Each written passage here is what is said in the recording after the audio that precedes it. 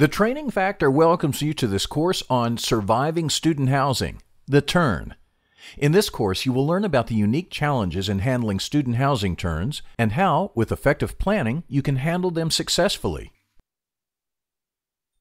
Managing the turn in student housing requires proper planning, constant communication, and a full, motivated staff that's raring to go.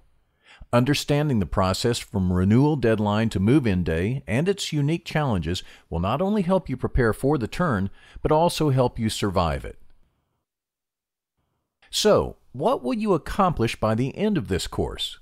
You will be able to identify the unique challenges appearing in student housing turns, list the factors that impact the size of the turn, identify how a pre-turn walkthrough will be helpful for planning, list the ways to overcome the challenges with adequate planning, list the best practices to ease move-in day stress. Let's begin with looking at each of these aspects in detail. A turn in student housing presents many different challenges than a turn in conventional housing.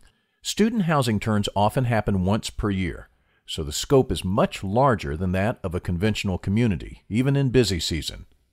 Are there reasons behind such a large turn? Absolutely.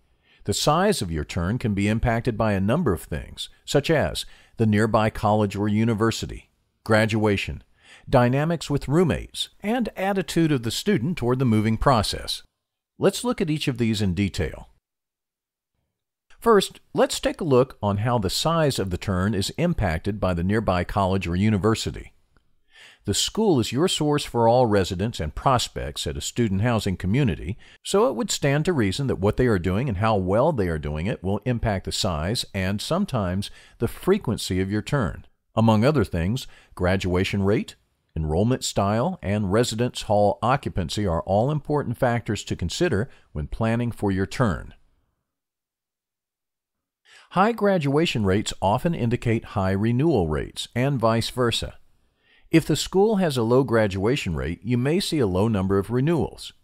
So why does this happen? The school is not creating routes for the students, so they may be transferring or withdrawing after the first year. At times, students in this type of environment may even leave at the end of each semester.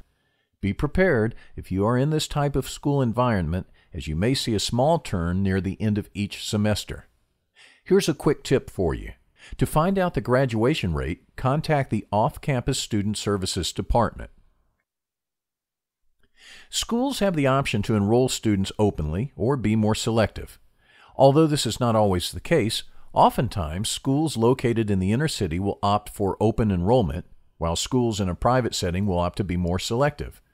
Here's a quick tip for you. To find out what the enrollment style is, contact the Off-Campus Student Services Department. Click through the tabs to know about the options of student enrollment and its impact on the turn.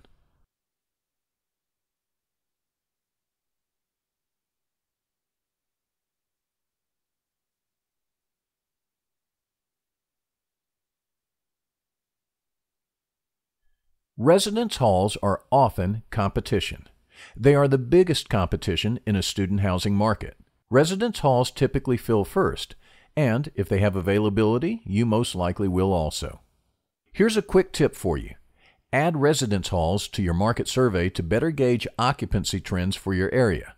To find out what the enrollment style is, contact the Off-Campus Student Services Department.